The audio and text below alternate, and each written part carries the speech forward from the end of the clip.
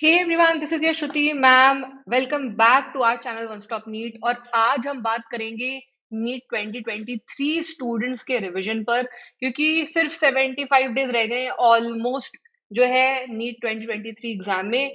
अभी तक estimated date क्या है भाई? डेट है 7th ऑफ मई की, तो आपके दिमाग में वो टारगेट होना चाहिए। और आई होप आप सारे बच्चे जो नीट 2023 के लिए प्रिपेयर कर रहे हैं वो 650 प्लस मार्क्स के लिए तो प्रिपेयर कर ही रहे होंगे। तो अगर आप 650 प्लस मार्क्स के लिए प्रिपेयर कर रही हैं, एक बात याद रखिएगा कि यहाँ से आपकी स्ट्रैटेजी क्या है, बायोलॉजी में, फिजिक्स में, केमिस्ट्री में बहुत ज्यादा इंपॉर्टेंस रखती है। और अगर आप ऐसे बच्चे हैं जो 300 से लेकर 500 के बीच में अटके हुए हैं मार्क्स के, है ना, तो आपके लिए बहुत जरूरी है थोड़ा स्मार्टनेस दिखाना और लास्ट मिनट प्रिपरेशन को कैसे स्ट्रैटेजाइज करना है और कैसे 500 से अपने मार्क्स को पुश करके 650 प्लस पर लेकर आना है, वो स्ट्रैटेजाइज करना। बहुत सारे बच्चे जो एग्जाम में टॉप करते हैं, जो टॉपर्स होते हैं, उनकी लास्ट ड्यूरेशन की स्ट्रैटेजी बहुत ज्यादा मैटर करती है ना, और वहीं पर वो अपने स्कोर को इवन 600 से 700 पर खींच लेते हैं, है ना। तो ये काम वो कर सकते हैं तो आप भी कर सकते हैं। अब कैसे शुरू करना है भाई, ये सबसे बड़ा क्वेश्चन। ठीक, तो सबसे पहले कुछ कॉमन पॉइंट पर आते हैं जो करना जरूरी है। कहाँ से शुरू करना है? पहली बात, एनसीईआरटी। बायोलॉजी के लिए अगर आपने एनसीईआरटी नहीं पढ़ी है तो आप 360 मार्क्स वैसे ही खोने वाले हो, है ना। तो ये तो आप बिल्कुल ही छोड़ नहीं सकते। केमिस्ट्री भी आधी तो आपको एनसीईआरटी से पढ़नी है, तो केमिस्ट्री भी एनसीईआरटी इंपॉर्टेंट है। और फिजिक्स भी, अगर आपने अभी तक कुछ भी थियोरी कॉन्सेप्ट पढ़ा ही नहीं है तो काम तो एनसीईआरटी ही आएगी। तो एनसीईआरटी अगर आप इग्नोर कर रहे हो, अभी भी टाइम है, उसको इग्नोर करना बंद कर दो। और जितना एनसीईआरटी से थरो आप पढ़ सकते हो उतना पढ़ लो। तो या तो एनसीईआरटी से पढ़ रहे हो या तो एनसीईआरटी नहीं पढ़ पाओगे अब, तो एनसीईआरटी बेस्ड नोट्स यूज करो, कहीं पर भी आपको अवेलेबल है तो। ठीक है। एक बात अभी बोलती हूँ, अगर आप लास्ट 5 years के क्वेश्चन देख लें जो आप पूछे गए हैं नीट के एग्जाम में, उनमें से 95% क्वेश्चंस डायरेक्टली एनसीईआरटी बुक से आए हैं। अब ये पॉइंट बहुत ज्यादा इंपॉर्टेंट हो गया और आपके लिए ये प्रूफ बन गया कि एनसीईआरटी की इंपॉर्टेंस क्या है। पढ़ लिया आपने एनसीईआरटी या नोट से आपने पढ़ लिया, उसके बाद क्या? उसके बाद सबसे ज्यादा इंपॉर्टेंट है 2011 से 2022 मान लो अब, है ना, इन क्वेश्चंस को सॉल्व करना जो कि पेपर में आ चुके हैं। नीट का एग्जाम ना बहुत ट्रिकी होता है, लेकिन आसान होता है इस ट्रिक को समझना। जितने भी क्वेश्चंस लास्ट 10-12 साल से आ रहे हैं, वो बार बार अलग अलग फॉर्म में ट्विस्ट करके रिपीट किए जा रहे हैं। जो टॉपिक्स एक चैप्टर में होते हैं इंपॉर्टेंट, वो बार बार पूछे जा रहे हैं। इसी वजह से हमें लगता है जब हम हर साल पेपर देखते हैं नीट का कि यार ये क्वेश्चन तो पहले भी आया, ये क्वेश्चन तो पहले भी आया, है ना।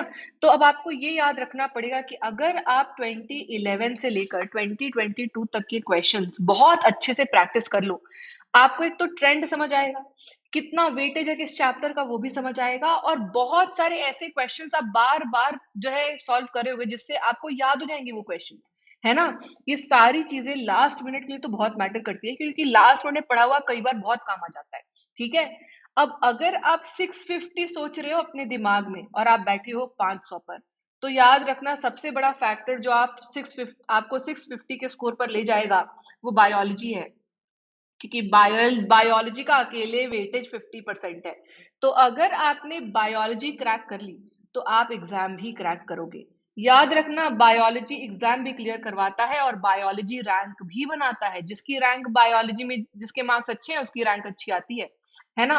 अब एनसीईआरटी पर आते हैं कि भाई अगर आपको मान लो एनसीईआरटी रिवाइज करनी है या आप एनसीईआरटी बेस्ड नोट से पढ़ रहे हो और आपको वो रिवाइज करना है, तो आपको कैसे करना है ना। सबसे पहले तो डेली टारगेट सेट करो। अगर आपने अभी तक अपना स्केड्यूल नहीं बनाया है, टारगेट नहीं बनाया है, तो उसके बिना काम नहीं चलेगा। सबसे पहले डेली का टारगेट सेट करो, है ना।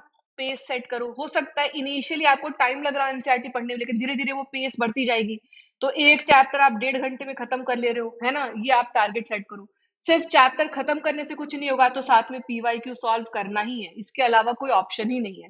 जिस टाइम पर आप एनसीईआरटी या उससे उससे डिराइव किए हुए नोट्स जो भी पढ़ रहे हो, उसमें इंपॉर्टेंट पॉइंट हाईलाइट करो कि जब आप दोबारा से रिवाइज कर रहे हो तो आपको वो पॉइंट्स दिखें क्लियरली कि है ना ये वाले इंपॉर्टेंट पॉइंट्स है। बायोलॉजी में बहुत इंपॉर्टेंट है कि आप डेट दिया है, ईयर दिया है, साइंटिस्ट का कंट्रीब्यूशन दिया है या डायग्राम्स है बहुत सारे, है ना। तो वो आप जरूर से चेक करो, हाईलाइट करो, याद करो। केमिस्ट्री में रिएक्शन साइड तो अपने बहुत सारे रिएक्शन मैकेनिज्म्स हैं ऑर्गेनिक में, और दूसरे हैं फिजिकल में फॉर्मूलाज, वो याद करो। फिजिक्स में अगेन फॉर्मूला बहुत इंपॉर्टेंट है, डायरेक्ट क्वेश्चन आता है फॉर्मूला बेस्ड, है ना, ज्यादा इधर उधर करता नहीं है। तो फिजिक्स में फॉर्मूलाज याद रखने हैं, तो या तो आप इनको एक साथ कहीं पर नोट करो, या अगेन आपको इंपॉर्टेंट कंटेंट मिल रहा है इनको एक साथ नोट करा हुआ तो वो ले लो। तीसरा, आपने चैप्टर पढ़ा, उसके पीवाईक्यू सॉल्व किए, और मान लो उसके बाद मॉक भी दे दिया। बहुत सारी गलतियां करी, हो सकता है, कभी भी उन गलतियों से डिसअपॉइंट नहीं हो ना, ये याद रखना, ये टाइम डिसअपॉइंटमेंट का है ही नहीं। आपने जैसे देखा कि गलती कर दी, तुरंत वापस से खोलो एनसीईआरटी और दोबारा से रीड करो। जहां जहां पर मिस्टेक हुई है पढ़ो, एनसीईआरटी में क्या लिखा था और आपने क्या गलती करी है। इसको क्विक रिवीजन के फॉर्म में करना, ये नहीं कि 4 दिन तक दुखी होकर बैठ जाओ एनसीईआरटी लेकर, सेम पेज है, सेम चैप्टर है ना। क्विक 15 मिनट्स रिवीजन करने हैं आपको। एक एक करके मैं आपको बायो, फिजिक्स, केमिस्ट्री तीनों के लिए ही सारी चीजें बता देती हूँ, है ना। बायो में सबसे पहले तो अब टाइम है वेटेज देखने का, है ना। अब वेटेज नहीं देखोगे तो कब देखोगे, पूरे साल तो हम देखते नहीं है। तो जैसे यूनिट्स हैं, है ना, जेनेटिक्स के, ठीक, बायोटेक्नोलॉजी के, सिंपल है बायोटेक, याद करना आसान है, या फिर इवन आपका सेल बायो, है ना, इनको पढ़ो। ह्यूमन फिजियोलॉजी बड़ा है, अगर आपने एक बार पढ़ा हुआ है तो इसको पहले शुरू करो, नहीं तो इसको बाद में पढ़ो, कोई दिक्कत नहीं है ना। बट ह्यूमन फिजियोलॉजी इंटरेस्टिंग है तो बाद में भी पढ़ लोगे। जेनेटिक्स पढ़ना बहुत जरूरी है पहले, बायोटेक पढ़ना बहुत जरूरी है, सेल बायो पढ़ना बहुत ज्यादा जरूरी है, इसके बिना आपका काम बिल्कुल भी नहीं चलेगा, ये बात याद रख लेना। ठीक, अब आते हैं जरा केमिस्ट्री पर, ठीक है। केमिस्ट्री में एक बात अगर मैं आपको बोलूं तो सबसे ज्यादा तो इम्पोर्टेंट है जो है ऑर्गेनिक और इनऑर्गेनिक में एनसीईआरटी। तो केमिस्ट्री हमें पता है कि ऑर्गेनिक केमिस्ट्री और इनऑर्गेनिक केमिस्ट्री पूरी तरीके से आप एनसीईआरटी का सपोर्ट ले सकते हो, तो एनसीईआरटी पढ़ो इसके लिए, ठीक है। चैप्टर्स पढ़ते जाओ, खत्म करते जाओ, रिवीजन करते जाओ। अब आया फिजिकल, है ना। तो फिजिकल में आपको अगर बहुत कुछ समझ नहीं आ रहा है, फॉर्मूला बेस्ड क्वेश्चंस, है ना, ये सॉल्व करने लास्ट में बहुत जरूरी है। तो फॉर्मूला बेस्ड क्वेश्चन सॉल्व करो, और साथ में पीवाईक्यू में जितने क्वेश्चंस मिल रहे हैं उनको बहुत अच्छे से सॉल्व करो, क्योंकि बहुत सारे क्वेश्चंस उसी में ट्विस्ट करके आएंगे। तो अगर आपने ढंग से पीवाईक्यू यहाँ सॉल्व कर लिया 2011 से 2022 तक का, तो बस आपकी चांदी चांदी, ये बात याद रखना। जबरदस्ती की नई बुक्स फॉलो नहीं करनी है, जबरदस्ती के नए मॉक पेपर्स इधर उधर से 35 साल के उठा के नहीं करने हैं। याद रखना 2011 से आगे का कर लिया वही बहुत है, और इस टाइम पर आप उससे ज्यादा अफोर्ड कर भी नहीं सकते, है ना, टाइम नहीं है आपके पास, टाइम के मतलब मैं बोल रही हूँ। फिर आओ फिजिक्स पर। फिजिक्स अगेन आपको बहुत सारी बुक्स मिलेंगी, लेकिन आपको वही बुक रिफर करनी चाहिए जो अभी तक आपने पढ़ी है। हो सकता है किसी कोचिंग के मॉड्यूल से पढ़े हो सकता है आप एनसीईआरटी से पढ़े हो सकता है आप क्लास नोट से पढ़ रहे हो, सेम चीज फॉलो करो, अब आगे कोई बुक नहीं मत लेना। इतना याद रख लो कि यहाँ पर भी आप सबसे पहले तो पीवाईक्यू उठाओ और वही सॉल्व करो, सबसे ज्यादा हेल्प आपको वही करेंगे, क्योंकि उससे आपको कॉन्फिडेंस मिल जाएगा। उसके बाद आपको कोई बुक सॉल्व करनी है तो आप एसएल अरोरा कर सकते हो, बहुत बड़ी बुक है और टाइम नहीं है।